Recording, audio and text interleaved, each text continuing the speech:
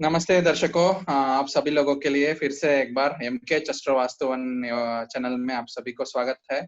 आज आपके सामने मैं ज्योतिष वास्तु आचार्य मंजुनाथ और मेरे साथ में है Hiral Parikh ji. Hiral Parikh ji, welcome to the show one more time. जी थैंक यू मंजुनाथ जी, सारे दर्शकों को मैं वेलकम करती हूँ। सो हिरल जी, आज हम बहुत ही अच्छा दिलचस्प वाले टॉपिक लेकर आए हैं कि हम हमारा चार्ट में बहुत सारे चीज देखते हैं कि हमारा जैसा हमारा जो विश्लेषण करने वाले हमारे पास में आते हैं कि वो सुनना चाहता है हमारा कुछ कब अच्छा भाग्योदय होगा, अच्छा कब गाड़ी लेंगे, मकान लेंगे। वैसे आजकल क्या हो गया ना, बहुत ही संबंधों में दरार पड़े हुए, मतलब संबंधों में सफरिंग्स बहुत है वो चीज के लिए। थोड़े बहुत लोग इससे भी जानना चाहते हैं कि हमारा जो भी जन्म पत्री से हमारा संबंधियों कैसा है वो चीज, जी और हमारा संबंधियों हमारा तरफ बर्ताव कैसा है वो सभी जानना चाहते हैं हम। जैसे कि लोग हमारे पास विश्लेषण के लिए आते हैं। सो आज के लिए हमारा टॉपिक रखेंगे relatives through the native chart. मतलब एक ही जन्म पत्री से जो भी जातक या जातिका का जन्म पत्री से उनका संबंधियों का क्या है, मतलब उनका संबंधियों का क्या चीज हम जुड़ सकते हैं और क्या चीज हम जान सकते हैं एक ही कुंडली के हिसाब से। जैसे कि हम इंग्लिश में कहते हैं कि एक कुंडली हमारे पास मिल गया है तो वो हमारा एक आदमी का डीएनए मिले जैसे। अभी डीएनए ही मिलता है बोले तो संबंधियों मिलने का उतना तो प्रॉब्लम नहीं है ना, आराम से मिल जाए। इसलिए जी हम आज हमारा दर्शकों को यहाँ से एक चार्ट के माध्यम से क्या क्या है वो हम बताना चाहते हैं। और अभी देखो, हम हर तरफ क्या होता है ना, जैसे कि मैंने बताया कि हमारा जो भी व्यूवर्स हो हमारे पास आने वाले हो जानना चाहते हैं। इसलिए हमारे ऋषि मुनियों ने बहुत ही सिंपल सा टेक्निक, साधारण वाले टेक्निक बनाया है कि क्या क्या हम एक जन्म पत्री से ढूंढ सकते हैं, मतलब क्या संबंधी के विचार में क्या क्या चीज क्या दर्शाता है वो चीज। तो ये एक वरदान भी है। देखो हमारा पास जो भी है, हम जो यंगर जनरेशन कहलाता है, जो भी मतलब एज एज ब्रैकेट में 20 30 40 वाले को, उनका थोड़ा बहुत तो इंफॉर्मेशन है, कब जन्मे हुए है, क्या है जन्म समय, क्या है जन्म तारीख, क्या है और जन्म का वो जो भी स्थल क्या है। एक आध लोग मतलब पहले से 1980 के ऊपर, मतलब 1980 से पहले थोड़ा बहुत भी जन्मे हो, थोड़ा बर्थ डाटा कम है उससे पहले वाले, जैसा हमारा पिताजी का जनरेशन वाला 1950s 60s 70s में थोड़ा बहुत इंफॉर्मेशन कम रहता है। उस टाइम में क्या होता है ना, हमारे यंगर जनरेशन का एक घर में एक अगर बच्चा भी रहे तो छोटा बच्चा के चार्ट से हम जान सकते हैं कि हमारा पूरा क्या संबंधियों के साथ संबंध कैसा।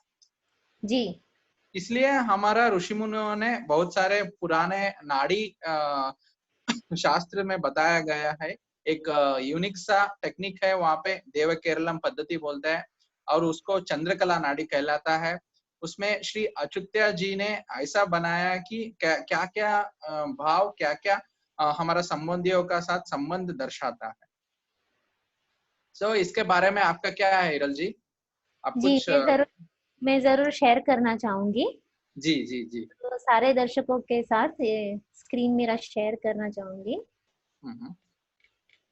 जैसे कि आपने बोला, हम अपने सारे संबंधियों को हमारे जन्म पत्री में देख सकते हैं। उनके द्वारा हम जान सकते हैं कि ये वक्त हमारे किसी संबंधी के लिए अच्छा है, बुरा है, क्या है। तो मैं आग्रह करूंगी सारे दर्शकों को कि ये जो हमारे काल पुरुष कुंडली है वो दिमाग में बैठा ले। जो लोग नॉर्थ इंडियन स्टाइल फॉलो करते हैं वो ये दिमाग में रख लें, और जो लोग साउथ इंडियन फॉलो करते हैं वो ये अपने दिमाग में रख लें। इसके आधार पर हम आगे देखेंगे कि कैसे देखा जाता है सारे संबंधी। अब हमारे जो नजदीक के सबसे पहले रिश्तेदार होते हैं, मैं उनके बारे में बात करूंगी। सबसे नजदीक मतलब हम खुद क्या है? हम खुद लग्न है, हम खुद पहला घर है, पहला भाव है हमारे जन्म पत्री में। फिर आती है हमारी माता। हमारी माता चौथे भाव में आती है। हमारे पिता 9वें भाव में आते हैं। और हमारे अगर बड़े भाई या बहन है तो वो आता है 11वें भाव में। और अगर छोटा भाई या बहन है तो वो हमारे तीसरे भाव में आता है। फिर हमारे पति या पत्नी वो हमारे 7वें भाव में आता है, और जो हमारे बच्चे हैं वो हमारे 5वें भाव में आता है। ये सारे लोग हमारे इस भाव से देखे जाते हैं कि, और इस भाव का जो भी ग्रह है वो कहाँ पे बैठा है, किसके साथ बैठा है, कौन सी दृष्टि, वो किसके ऊपर दृष्टि डाल रहा है, उससे हमें पता चल सकता है कि हमारे माता पिता, बड़े भाई, छोटा भाई, या हमारे पति पत्नी या बच्चे कैसे होंगे। अब इसके आधार पर हमने कुछ और नोट्स बनाई है, जिसके द्वारा हम ये पता लगा सकते हैं कि हमारे बाकी के जो संबंधी है उन्हें हम कैसे देखें और कैसे परखें।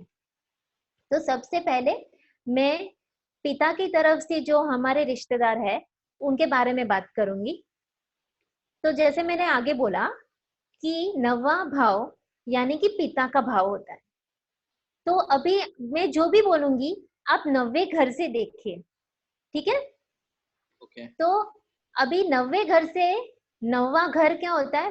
पिता के पिता यानी कि हमारे दादाजी होते हैं, तो वो हमारे 5वें घर में आते हैं। अब 9वें से 9 स्थान गिनिए तो हमें 5वां भाव मिलता है जो दादाजी का है।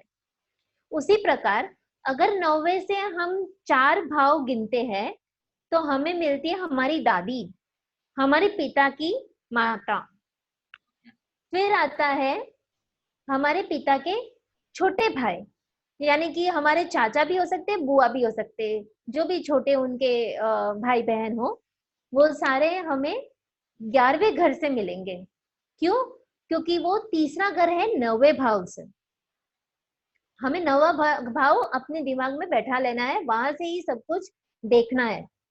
फिर अगर 11वां भाव चाचा या बुआ होते हैं तो वहां से जो 7वां भाव होता है वो चाची या फूफा जी होंगे हमारे, इनके पति या पत्नी होंगे। ओके। 7वां घर हमें सबको पता है कि वो हमारे जो भी है वो स्पाउस का होता है, ठीक है, पति या पत्नी का होता है, तो वो चाची या फूफा जी हुए। उसी प्रकार उनके जो बच्चे होंगे, मतलब छोटे चाचा या बुआ का जो पहला संतान होगा वो 11वें भाव से 5 भाव गिनिए, यानी कि ओके। तीसरा भाव होगा हमारा तीसरा भाव। हमारे तीसरे भाव से मैं एक बार फिर से यहाँ पे दिखा देती हूँ। अगर ये 11वां भाव है तो यहाँ से 1 2 3 4 5 ये उनकी पहली संतान होगी। अगर उन्हें दूसरी संतान होती है तो दूसरी संतान हमेशा पहली संतान से तीसरे भाव में देखना चाहिए। 1 2 3 यानी कि ये घर आ गया। तो हमेशा याद रखिए कि जो भी दूसरी संतान होगी और आपके पार्टनर का, आपके पति या पत्नी का जो घर होगा, आपसे 7वां घर, वो आपके दूसरी संतान का भी घर होगा। ये हमेशा याद रखिएगा। मैं थोड़ा स्लो जा रही हूँ, हमारे सारे दर्शकों को समझ में आए, इसलिए ये बहुत ही इम्पोर्टेंट है, समझना बहुत ही महत्वपूर्ण है। तो मैं यहाँ पे थी कि चाचा का या बुआ का पहला संतान। अभी हमारे पिता के बड़े भाई या हो सकता है बड़ी बहन भी हो, तो बड़े चाचा या बुआ हमारे 7वें घर से देखे जाते हैं। क्यों? क्योंकि वो 9वें भाव से 11वें भाव में पड़ते हैं, इसलिए। तो इसीलिए हमारा 7वां घर इनका बड़े चाचा या बुआ का होता है। और आप हमेशा देखिएगा कि हमारे पति या पत्नी का, उनका जो नेचर होगा, उनका जो स्वभाव होगा और इनका जो स्वभाव होगा, उनमें काफी सिमिलैरिटीज होंगी, उनमें काफी समानताएं होंगी। ये हमेशा याद रखिए। जो भी एक घर में हमारे सारे संबंधी आते हैं उनमें कुछ ना कुछ तो है ना होता ही है, सिमिलर चीजें। इसलिए संबंधी बोलते हैं, कहाँ भी छुटता नहीं है, कुछ ना कुछ जुड़ जाता है। हाँ, बराबर है। अभी अगर 7वां घर हमारे बड़े चाचा या बुआ होगी तो उनके जो स्पाउस होंगे, उनके पति या पत्नी होंगे, वो वहां से 7वें घर से आप 7 गिनिए, तो वो कहाँ पे आएगा? वो हमारे पहले घर में आएगा। तो आप हमेशा याद रखें, बड़ी चाची या फूफा जी और हमारे बीच में काफी समानताएं होंगी। हमारी शायद पढ़ाई भी एक तरीके की हो सकती है, हम शायद उनके जैसे थोड़े दिख भी सकते हैं, हमारी आदतें भी मैच हो सकती है, कुछ भी हो सकता है। फिर इनकी संतान क्या होगी? अब 7वें घर से 5 घर गिनिए, तो वो हो गया 11वां भाव। तो वो हमारे बड़े चाचा या बुआ का बच्चा होगा, पहला बच्चा होगा। अगर उन्हें दूसरी संतान हुई तो वो वापस आप 11वें भाव से 3 भाव गिनिए, तो 11वां 12वां और पहला घर, तो उनमें और हम में वापस से कुछ समानताएं मिलेगी। तो ये थे पिता के घर से देखा हुआ। अब मैं माता के घर से देख रही हूँ। माता का भाव यानी कि चौथा भाव। अभी आप चौथा भाव दिमाग में बिठा लीजिए। करेक्ट। चौथा भाव माता का भाव। वहां से आप 9 घर गिनिए। अगर 9 घर गिनेंगे तो आप अपने 12वें भाव में पहुंच जाएंगे।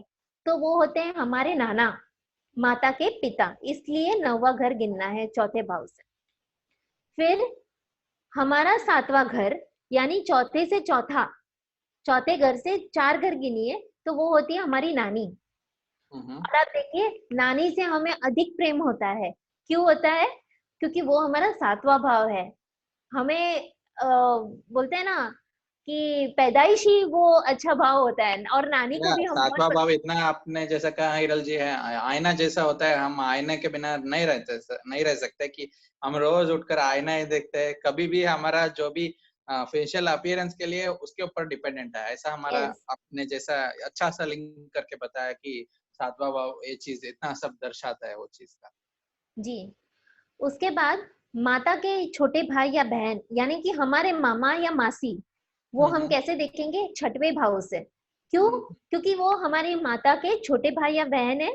तो वो छठे भाव में मतलब तीसरे भाव को पकड़ेंगे चौथे भाव से।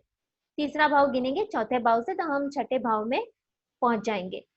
अभी इनके जो स्पाउस है, इनके पति या पत्नी है, वो हम वहां से 7वें भाव गिनेंगे, 7वां भाव गिनेंगे, तो वो होता है 12वां घर। हमारा 12वां घर यानी कि हमारे मामी या हमारे मौसा, वो होते हैं। उसके बाद उनके बच्चे जो होते हैं, तो हम गिनेंगे 6वें घर से 5 घर। उनकी पहली संतान वो होगी हमारा 10th हाउस, वो होगा हमारा 10वां भाव। तो छोटे मामा या मासी की संतान, हमारे भाई या बहन, कजिन बोलते हैं ना। फिर माता के बड़े भाई या बहन कैसे गिनेंगे? चौथे भाव से 11वें भाव, यानी कि हमारा दूसरा घर, हमारा दूसरा भाव होंगे। और उसी प्रकार उनके जो पति या पत्नी है वो कौन से होंगे? दूसरे से आप 7 भाव गिन लीजिए, तो वो हो गया 8वां भाव। तो वो हमारे बड़ी मामी या मौसा होंगे। फिर अगर दूसरा घर हमारे माता के बड़े भाई या बहन का है, तो वहां से हम 5 गिनेंगे, तो हम 6वें घर में पहुंच जाएंगे। तो उनकी जो पहली संतान होगी वो हमारे 6ठे घर में पड़ेगी। अभी बहुत सारे डिवोर्स के केस हो रहे हैं, तो ये जानना जरूरी है बहुत कि सौतेले माता को कैसे देखा जाता है या सौतेले भाई बहन को कैसे देखा जाता है। आजकल ये बहुत महत्वपूर्ण हो गया है रियल जी। देखो जनरेशन इतना आगे बढ़ गया है कि जैसा कि लिव इन रिलेशनशिप में आता है लोग, और मतलब हम पहले शादियों के लिए मैच करते थे, अभी लिव इन रिलेशनशिप वाले के मैच कर रहे हैं। बहुत बहुत सारे क्या है आजकल के जनरेशन के तौर पर ये बहुत ही इम्पोर्टेंट आपने महत्वपूर्ण वाला यहाँ पे बनाया है। ये जी, बहुत हमारे दर्शकों के लिए सहायता बहुत जो भी सहायता मदद प्रदान होगा। करेगा। और ये बहुत इजी टेक्निक है, हमें पता चल सकता है कि हमारे किस परिवार के किस सदस्यों को तकलीफ आ सकती है। जी जी। तो मैं एक चीज शेयर करना चाहूंगी कि एक लड़की मेरे पास आई थी, उससे हम्म किसी से शादी करनी थी, एक लड़के से। तो हम्म उसका ही चार्ट देख के मैंने बोला, हमें हमें सब पता चलता है कि ससुर सास सब पता चलते हैं। तो मैंने बोला इस लड़के के पिता कैसे हैं? उसने बोला हम्म। कि उनको कैंसर हुआ है। मैंने बोला ओके। जल्दी मिल कर आओ, हम्म क्योंकि मुझे चांस कम दिख रहे, क्योंकि इस लड़की के जो चार्ट था उससे पता चलता था कि ससुर का सुख कम है उसे, तो वो लोग रविवार के दिन मिलकर आए और ये जो उस लड़के के पिता थे वो मंगलवार के दिन गुजर गए। अरे तो ओके। ये टेक्निक बहुत ही फायदेमंद है और हमें बहुत कुछ पता चल सकता है। जी जरूर। या तो छठे भाव में अगर सौतेली माँ है, माता है, तो वहां से पांचवा घर गिनेंगे तो हमारे सौतेले भाई या बहन हमें मिलेंगे। और उनके जो पति या पत्नी होंगे, तो आप 10वें भाव से 7वां भाव गिन लीजिए, तो वो उनके पति या पत्नी होंगी, आइदर सौतेली भाभी या जीजा जी। तो ये हुए माता की ओर से। अब हमारे पति या पत्नी की ओर से, तो सभी को पता है कि 7वां घर यानी पति या पत्नी का होता है। 7वें घर को अभी ध्यान में रखते हुए वहां से आप 9वां घर गिनिए, 9 घर गिनिए, तो 9 घर गिनेंगे तो वो हमारे पति या पत्नी के पिता हो जाएंगे, तो हमारे वो ससुर हो जाएंगे। ठीक है, 9 फ्रॉम द 7th हाउस। फिर हमारी सास कौन होगी? 7वें घर से चौथा घर गिनिए, तो वो हो जाएगा हमारा 10वां घर, हमारी 10वां घर यानी कि हमारी सास होती है। इसलिए मैं सबको बोलती हूँ कि सास को खुश रखो, आपका कैरियर हमेशा अच्छा होगा क्योंकि उन दोनों का एक ही घर है, तो बहुत ही मदद मिलती है इससे। जो भी सास का ध्यान रखता है, लड़का या लड़की दोनों पे ये एप्लीकेबल है, तो उनको बहुत ही मददगार होगा।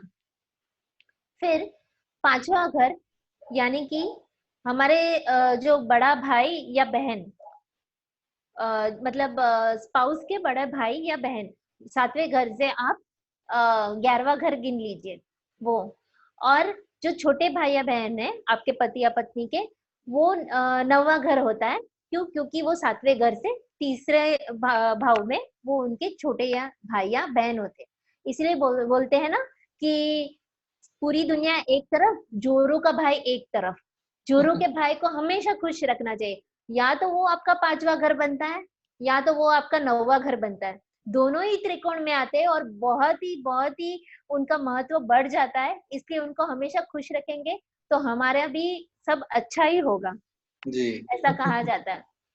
सो इसके आधार पर मैं ये कहना चाहूंगी कि हमें हमारे संबंधियों के आधार पर उनके जो हमारे जो जन्म पत्री है उसमें उनका जो भाव है, उसमें जो अष्टक वर्ग का बिंदु हमें जो मिलते हैं, उसके आधार पर फिर उनकी दशा पे और उनका एज वाइज जो हम काउंट करते हैं चार्ट में, उनके द्वारा उनकी उम्र के हिसाब से और गुरु और शनि का जो गोचर होता है उसके हिसाब से हमारे हमारे दूसरे सारे संबंधियों पर उसका असर होता ही होता है।